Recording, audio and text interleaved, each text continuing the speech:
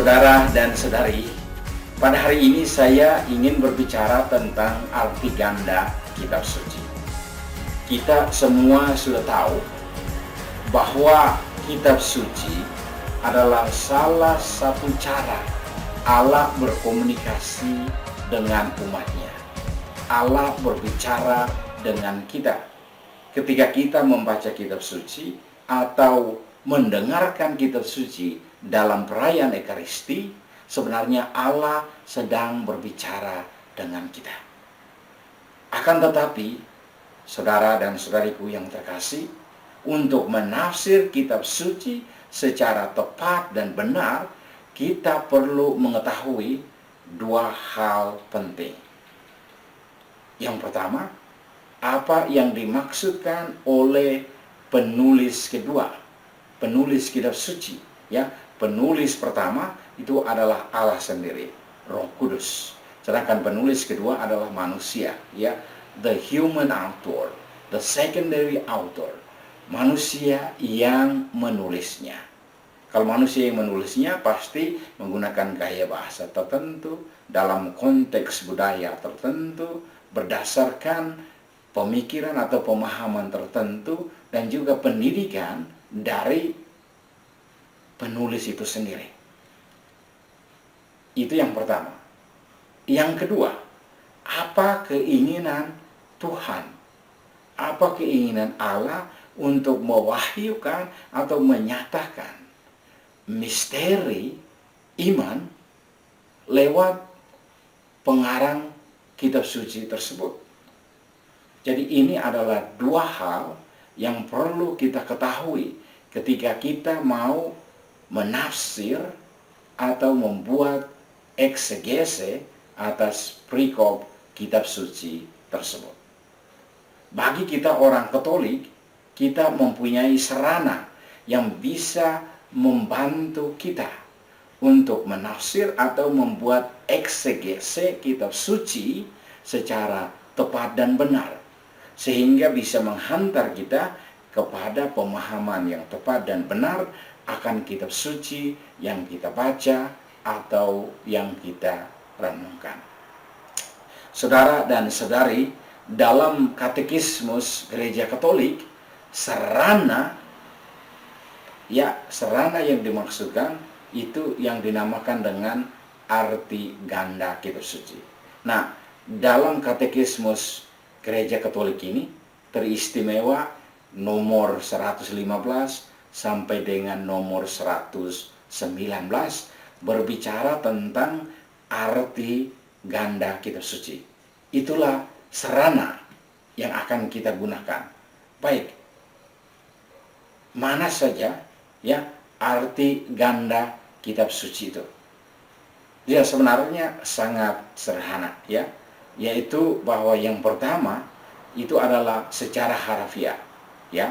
Secara harafiah itu arti yang pertama, sedangkan arti yang kedua itu adalah arti rohani.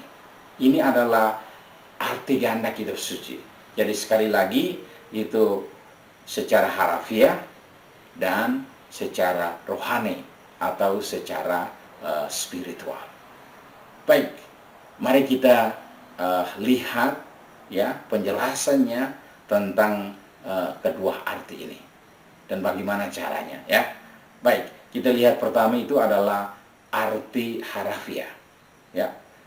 Arti harafiah adalah arti yang dicantumkan, ya, yang dicantumkan oleh kata-kata kitab suci. Apa yang dimaksudkan oleh pengarang kitab suci ketika dia menulis pada zaman itu, pada waktu itu, ya, arti harafiah kitab suci itu ya akan menghantar kita kepada konteks budaya tertentu, gaya bahasa, dan juga latar belakang pendidikan si penulis itu sendiri, ya. Sehingga kalau di sini ketika kita membaca kitab suci, kita perlu bertanya, ketika kita lihat kitab suci itu, kita perlu bertanya, oh ini jenis kitab suci ini jenis apa sebenarnya, ya. Apakah ini adalah puitis, ya, atau kitab sejarah, kitab puitis atau kitab hikmat atau kitab sejarah atau hukum Taurat. Ya, kita perlu memahami itu dulu. Jadi contoh yang paling praktis itu coba kita lihat salah satu contoh ya. Itu kalau berbicara tentang bait Allah. Ya, bait Allah ya dalam kitab suci itu arti harafiah dari bait Allah itu adalah tempat di mana umat Israel ya memuji, meluhurkan dan mempersembahkan korban kepada Allah. Dan berbicara tentang bait Allah itu bait Allah di Yerusalem. Ya, itu tempat kudus untuk umat Israel yang bisa memuji, meluhurkan Allah dan mempersembahkan korban. Tempat yang kudus ya, tempat di mana pertemuan antara Allah dan manusia. Itu arti harafiah ya. Jadi kalau berbicara tentang bait Allah itu arti harafiah ya, tempatnya. Nah, tapi saudara dan saudariku yang terkasih, arti harafiah ini sangat penting ya. Jadi kalau Santo Thomas Aquinas mengungkapkannya begini, bahwa arti rohani itu bergantung pada arti harafiah. Jadi untuk bisa memahami arti rohani, ya kita akan jelaskan itu arti rohani itu apa saja. Ya, untuk memahami arti rohani itu kita perlu memahami pertama itu adalah arti harafiah. Ya, kata itu sendiri. Apa yang dimaksudkan dengan kata-kata tersebut dalam kitab suci? Baik, itu adalah arti yang pertama, yaitu arti harafiah. Nah, saudara dan saudari, sekarang arti yang kedua, yaitu arti rohani. Nah, arti rohani ini itu dapat dibagi ke dalam 3 bagian yang penting, 3 bagian besar. Ya, jadi arti yang kedua yaitu arti rohani, tapi arti rohani ini mempunyai 3 bagian besar, yaitu yang pertama itu adalah arti alegoris. Ya, arti alegoris itu bagaimana perikop kitab suci itu bisa menghantar kita kepada Kristus dan misteri keselamatan. Jadi ketika kita membaca kitab suci itu, entah dari perjanjian lama atau dari perjanjian baru, ya, dia harus menghantar kita sampai kepada Kristus. Ya, jadi kita manusia, ya, kita manusia itu menulis dengan kata-kata dan bahasa manusia. Tetapi Allah itu menulis dengan kejadian, Allah menulis pada tempat-tempat suci tertentu, Allah menulis pada hati manusia. Ya. Jadi ketika kita membaca kitab suci, entah itu dalam perjanjian baru maupun perjanjian lama, harus fokus pada Yesus Kristus sendiri. Jadi semuanya harus mengarah pada Yesus. Ya, harus mengarah pada Yesus sendiri. Jadi itu tujuannya. Jadi arti alegoris itu ketika kita baca ayat kitab suci ini, dia harus menghantar kita kepada Yesus sendiri. Dia tidak bisa menghantar kita kepada diri sendiri atau kepada barang lain, tapi dia harus mengarah kepada atau tertuju kepada Yesus sendiri. Ya. Nah, kita coba kembali kepada contoh tadi ya. Jadi kalau contoh arti harafiah bait Allah itu tempat. Sekarang kalau contoh ya bait Allah dalam arti alegoris itu apa sebenarnya ya?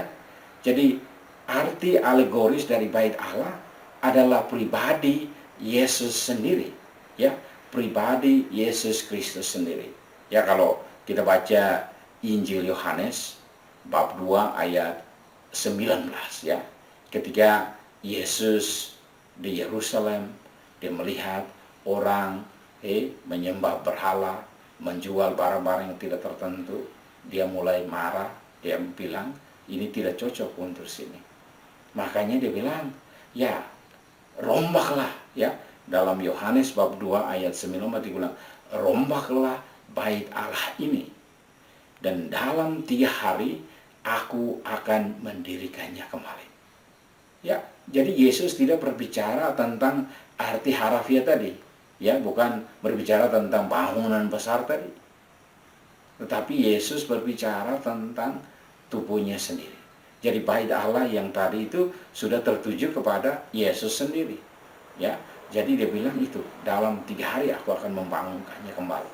Dan itu nyata ketika Yesus mati di atas kayu salib, dikuburkan, dan dalam 3 hari ia bangkit lagi. Ya, jadi Yesus berbicara tentang dirinya sendiri. Ia tidak lagi berbicara tentang bait Allah secara harfiah. Jadi itu arti alegoris itu selalu mengarah kepada Kristus. Bait Allah itu bukan lagi menjadi tempat, ya, arti harfiah, tetapi alegorisnya itu dia mengarah tertuju kepada Yesus sendiri. Yesus itu adalah bait suci Allah. Ya, dia bilang rombaklah bait Allah ini. Ya, adalah bait suci Allah. Jadi itu dia berbicara tentang dirinya sendiri.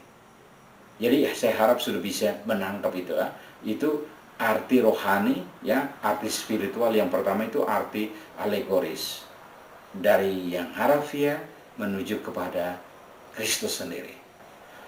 Baik, saudara dan saudari, sekarang kita masuk kepada arti rohani yang kedua, yaitu arti moral. Ya, bagaimana nasihat moral bagi saya ketika saya membaca kitab suci atau ayat kitab suci tersebut, atau ketika mendengar kitab suci, apa pesan moral bagi kehidupan saya. Ya, jadi arti moral itu adalah aturan atau petunjuk-petunjuk dan nasihat-nasihat dari kitab suci bagi kehidupan saya, sehingga saya bisa merefleksi, bisa merenungkan, dan saya bisa mungkin merubah hidup saya. Kalau hidup saya tidak sesuai dengan kehendak Allah, maka saya harus merubah. Saya harus merubah, menyesuaikan hidup saya dengan kehendak Allah. Itu adalah pesan-pesan moral. Jadi ketika kita membaca kitab suci, ya, kita melihat nasihat apa untuk saya. Kira-kira Allah berbicara apa kepada saya. Itu pesan moral sebenarnya untuk kehidupan kita sendiri. Jadi itu Allah mau berbicara apa kepada kita. Nasihat-nasihat moral. Baik, coba kita kembali kepada contoh tadi, ya, berbicara tentang bait Allah. Ya, jadi kita tidak lihat itu harafiahnya, kita tidak lihat arti alegorisnya, tetapi kita lihat arti moralnya. Ya, kalau kita melihat, ya, bait suci Allah, jadi bait Allah tadi itu menurut surat Rasul Santo Paulus yang pertama kepada umat di Korintus, ya, bab 6 ayat 19, ya, menyatakan secara jelas bahwa tubuh kita itu adalah bait Roh Kudus, di mana Allah sendiri berdiam di dalam diri kita. Ya, Roh Kudus itu yang kita peroleh dari Allah. Jadi tubuh kita itu adalah bait suci Allah. Jadi Allah berdiam di dalam diri kita.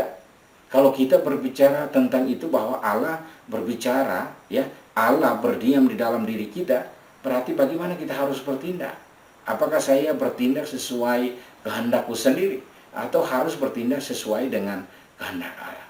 Ya, jadi kalau kita melihat tubuh kita itu adalah bait suci Roh Kudus, ya, jadi kita harus bagaimana menghargai tubuh saya, bagaimana merawat hidup saya, tubuh saya, dan sesudah lebih dari itu bagaimana saya menghargai orang lain, ya, melihat orang lain sebagai itu adalah bait suci Roh Kudus, di mana Roh Kudus berdiam di dalam orang itu. Jadi saya harus menghargai orang itu, saya harus berrelasi dengan orang itu dengan baik, dan lebih dari itu bahwa kita harus melihat diri sendiri, ya, bagaimana saya memperlakukan hidup saya yang adalah bait suci Roh Kudus, ya. Itu menurut Santo Paulus, ya. Itu dalam suratnya yang pertama kepada umat di Korintus bab 6 ayat 19. Jadi saudara dan saudariku yang terkasih, ini adalah arti yang kedua, yaitu arti rohani yang kedua, itu arti moral. Nah, sekarang kita masuk kepada arti yang ketiga, yaitu arti anagogis. Ya, arti anagogis itu adalah arti yang menuju kepada masa depan.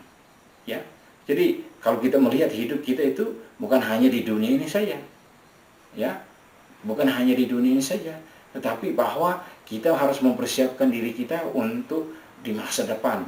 Ya, bagaimana hidup kita selanjutnya setelah kehidupan kita di dunia ini?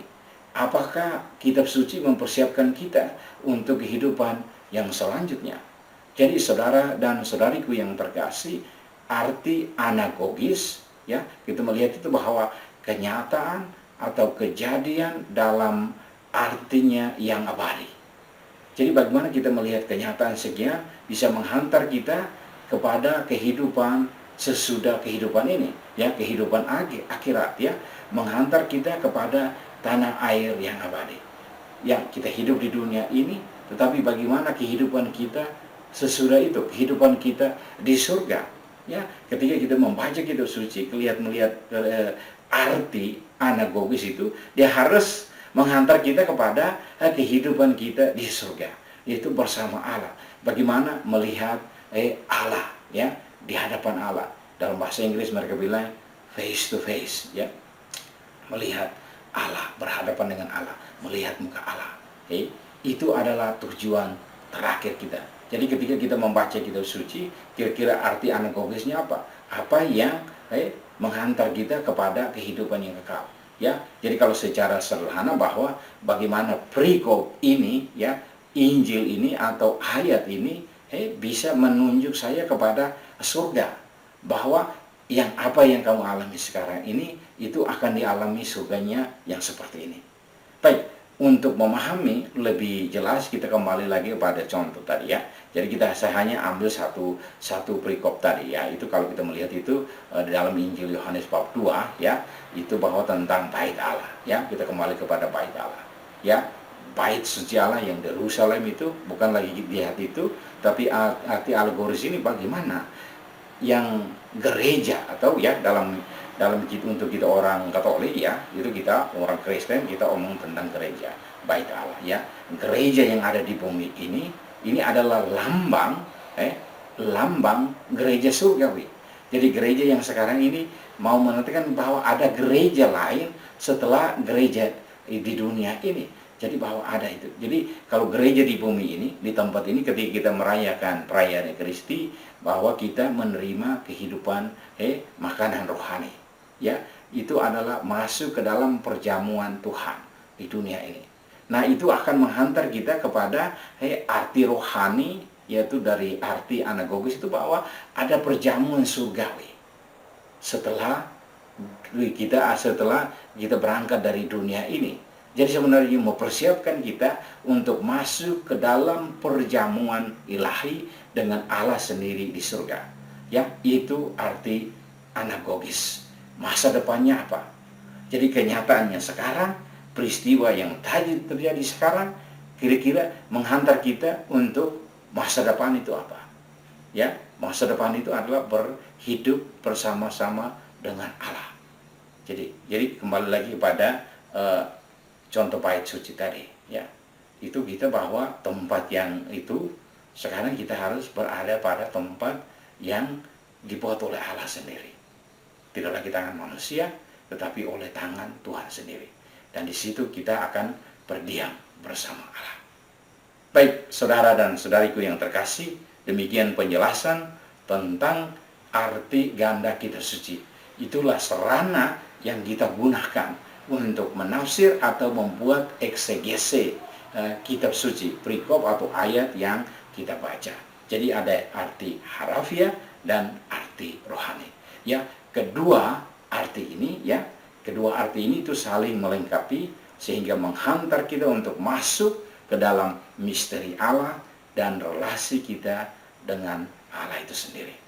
Akhirnya saudara dan saudariku yang terkasih, terima kasih banyak untuk waktu Anda, dan bagi Anda yang belum subscribe, tolong subscribe, tolong share, dan juga like, serta saudara dan saudariku yang terkasih, doakan agar channel ini menjadi channel yang berguna bagi banyak orang.